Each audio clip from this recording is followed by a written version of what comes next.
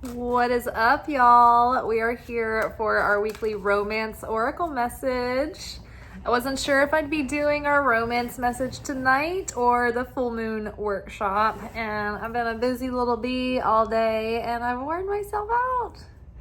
So I didn't have enough steam for the whole full moon workshop.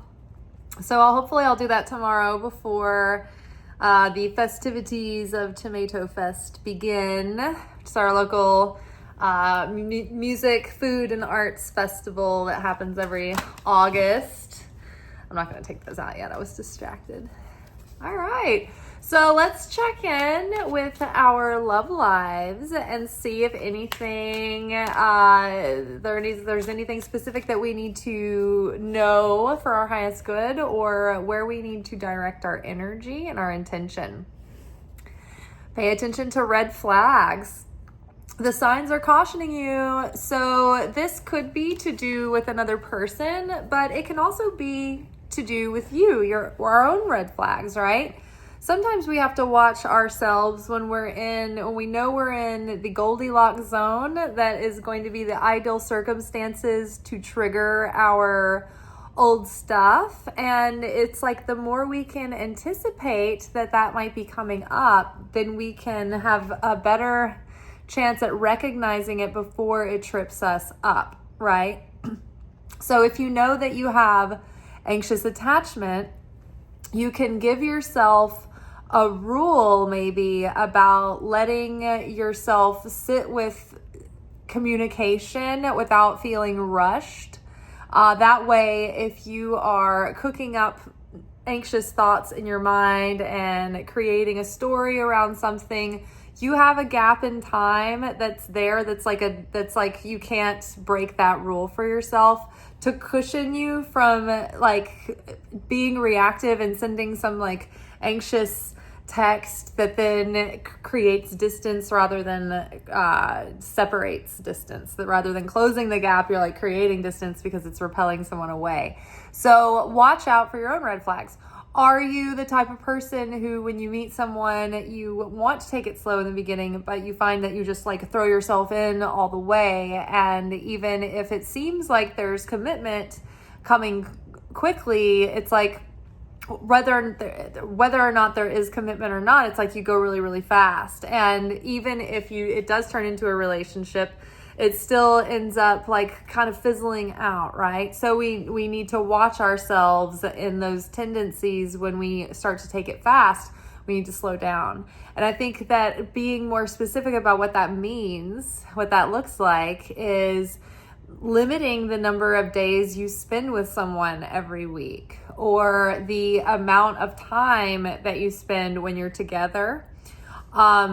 Maintaining your own schedule and routine and the important things in your life, and not just throwing those by the wayside. Being slow to reveal all of your layers and intimate details, slow to start assuming anything about future plans or investing. It's like, take that time. Slow even with physical stuff. It's really, really nice to slow down in the beginning and not rush through all the physical things, because once you go past a certain point, it's like it's really hard to pull back after that and return back to that same excitement. Like, you can always say, oh, I think we rushed ahead, I don't want to continue to do this, and you can pull back that way. But what I'm saying is that the novelty of the experience, the tension that you're building in the beginning when it's totally mysterious and you haven't taken those steps yet, like, you can't redo that phase. So stretching that out in the beginning, I think, creates a more solid bond, but also more enticing excitement. Okay.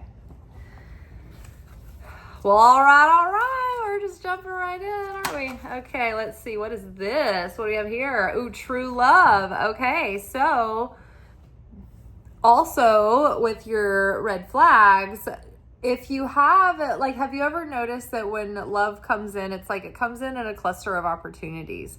And have you ever kicked yourself in the butt because you kind of jumped into something with someone too fast, and like something that would have been maybe in more aligned presented itself a little further down the road and you got kind of in a hurry, right? So slow down and trust that true love is on the horizon if you haven't already found it, right? Maybe you are in a situation that's new and has potential to be a true love relationship. So, give yourself some time in the beginning not to put too much pressure on it and not to do the things that your anxious attachment might lead you to do to sabotage the relationship.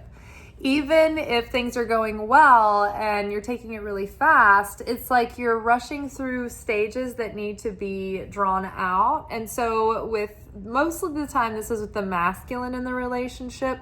They're the ones pushing it forward. They're the ones that want to dominate all the time. And then all of a sudden, like a few months down the road, they hit like a wall and they're like, oh my gosh, everything happened so fast. I didn't mean for it to get out of hand. So it's really up to the feminine to maintain the pace and to maintain the discipline and the structure, which sucks, but that is built into the nature of the universe. The primordial masculine energy is it's absolute dynamism and unfiltered, unadulterated, raw potential energy with no shape, no focus, no discipline. So it's just raw. It wants to seed. It wants to fungic. What is that? There's a word. Fecundate. It has to do with fertilization. I can't think of the word. So the primordial feminine energy is actually the container that catches all of that masculine dynamism and gives it boundary and limitation. And so it has shape and a container to hold it. So the feminine energy takes the masculine dynamism, applies restriction, and then through that discipline, form and fruitfulness comes. So take it slow, give yourself a chance to see how it develops on its own slowly without feeling like you have to control it. Like, relax your nervous system to make yourself a positive assumption. Okay, this might be true love. I'm not going to give this person all my trust. I'm not going to give them a position in my life and a position of value that they haven't earned yet. That's going to take some time. But what if this actually works out? You can start thinking of it in an optimistic way. Like, what if this is actually going to work out, Instead of always feeling like, being on the defensive, right? You guys know what I mean about that? All right, so this could be true love.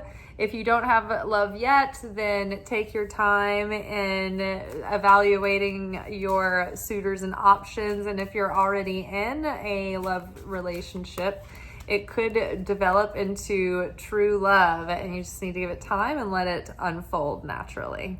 So the two cards that came up are interesting because it's make an effort and deception. So great love is worth taking the steps you're granted you're guided to take, and then the deception is someone is wearing false masks in this relationship. So I think this is making an effort to drop your guard and take off the masks and be your true self, right? Don't think about what that person is going to like more or less. Just be who you truly are. You're not trying to give them answers to questions that they want to hear. You're trying to give them genuine answers so you can find someone who has core compatibility. And we're getting over, these delusions that we suffer with ourselves, projecting things onto other people or getting caught up in a spun illusion that feels good in the moment, but really isn't amounting to anything, any substance or value. It's not going anywhere. So we are being forthright and real about who we are, what we're about, what we want with others. Whilst at the same time, like making an effort to do that, making an effort to get to know people, because in the beginning, you are not seeing their true self. You're seeing the masks because everybody's putting them on, right? We're always trying to put our best foot forward and our best face forward. So if you are feeling as you're meeting people and evaluating your options, ooh, I'm getting red flags and something's not adding up, then pay attention, because they might not be who they appear to be, and they might just be placating or going along or whatever. Or they might, it might be more benign than that. It might not be like super malicious, but they might act like they want commitment, or they might, pretend to be more interested in something of more substance than they are. Right. And that's to get instant gratification and short-term, fun, but maybe they don't have long-term intention, and that's what you want. If that's what you want. Also don't like pretend to be the cool person who's laid back and, they just are it's like everything's up in the air. Let's just see how it goes. If you're really looking for something substantial and of value, and you're looking for to build something with someone, then you can't pretend like you're just casually dating and just seeing what happens with people. Then you're attracting a whole different group of people that aren't ready for what you want anyway. So you want to rule those people out, because really, particularly I'm saying this about men, they're either in the phase of their life where they're wanting a relationship or they're not. It doesn't matter who they meet in the meantime. If they're not ready, it doesn't matter if you are the perfect match for them on the face of the earth. They will have a good time with you, but then they will get back to their plans and continue on until they feel like they're ready to give themselves to a relationship. So you have to find people who are in the right stage, the right season, the right point in their journey, that they're looking for the same thing that you are, right? And so that starts with being honest with yourself, and then being honest with others, and then also paying attention to the truth when they tell you the truth. And many times these people, they come right out and say it, but we don't want to hear it, and we don't want to believe it. We think that they'll change their mind later. So we have to first believe them when they tell us that they're not ready for something, or they don't want what we have or what we want. And then we also have to be able to read between the lines when they're not saying that, but their actions are demonstrating that. Or even if they're like, oh, I want to give this to you, and they're saying it, and their actions may be kind of lining up, but you can, with wisdom, see that their life is not going to be able to sustain a relationship. You can read the writing on the wall and be realistic. So, okay, so that's interesting. It's going to be funny to see what our week's going to shape out like. It's funny because we've been having a lot of heads up soulmate coming in kind of messages.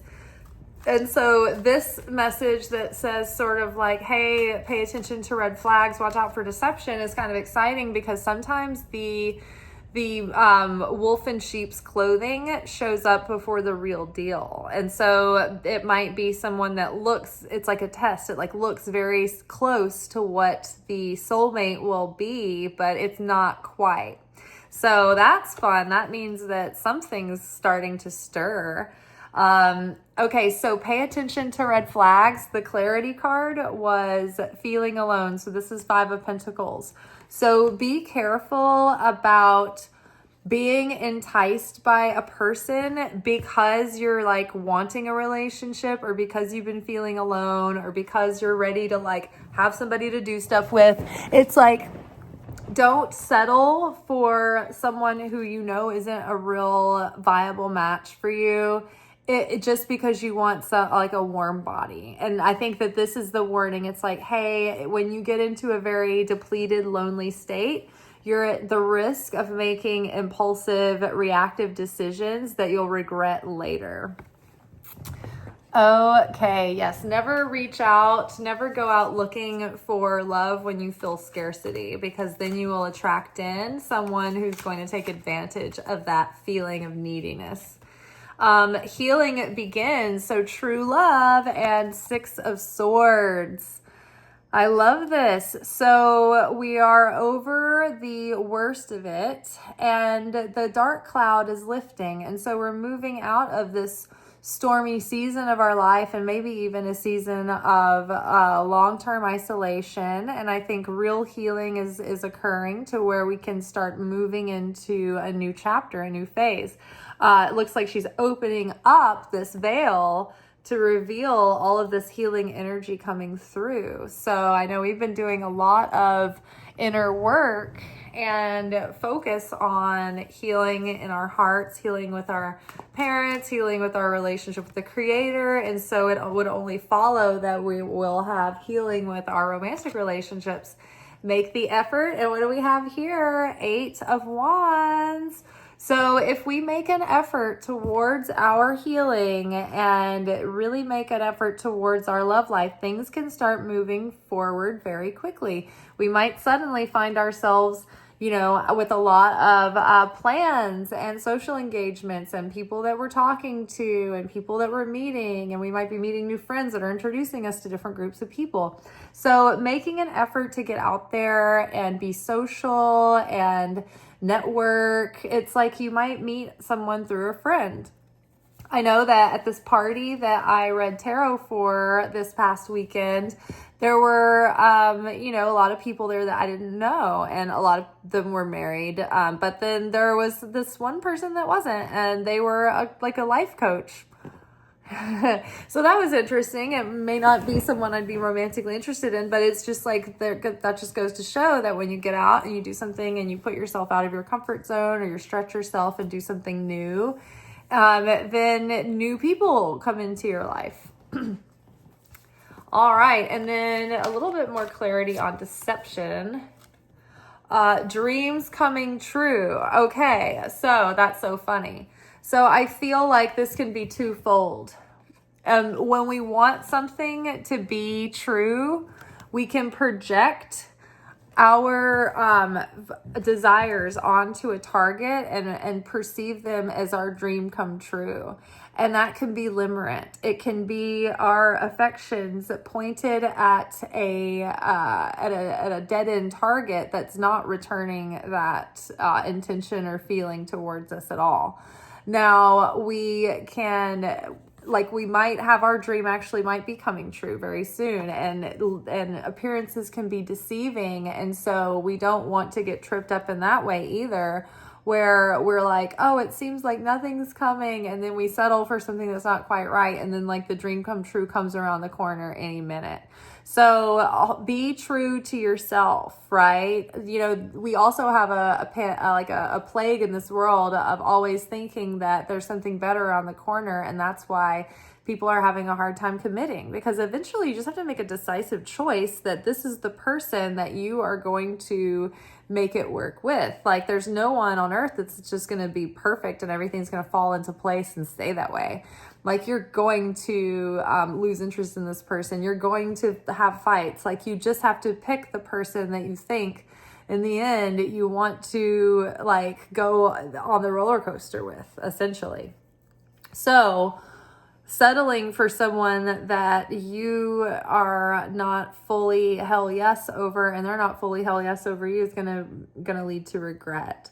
So we're not deceiving ourselves. We're not projecting on to people that they're our dream come true before they reveal to us who they really are. And also understanding that that's the scarcity mindset, that the Creator is our source of fulfillment. And every vessel that shows up is really the Creator presenting the way that we need the Creator to in that moment. And so to get in the beginning, before we've developed a real bond and a real love with someone, it's like we are putting them on a pedestal. That's what makes us so afraid of losing them. It's like we shouldn't be that afraid to lose people in the beginning, because if they should be lost, that's when they should be in the beginning, right? So, it's not that we shouldn't give people a chance and try to see who they are and what they show us they can be. But if it's not meshing, it's better to walk away earlier rather than later. And it's better not to deceive yourself just to make it work so you think you have something, right? Because you think you have something that's comforting to you. All right. Well, that's great. Okay, so this week there might be some opportunities, but just listen to your heart. And, you know, we never know, like, is this the right choice or is this the wrong choice? It's like, go with the choice that feels right. And if something's not like a hell yes, then don't rush into it because you want to fill a void, right? Because ultimately, if you do that and it's not a hell yes and you just want to fill the void, then you're going to feel emptier than you started with. And you're going to feel trapped and claustrophobic. And lonelier than you would on your own. All right, that is all for tonight. We will be back tomorrow for either our weekend reflection message or our full moon workshop or whatever I can get you guys tomorrow. That's what we will have. Signing off. All right, ciao.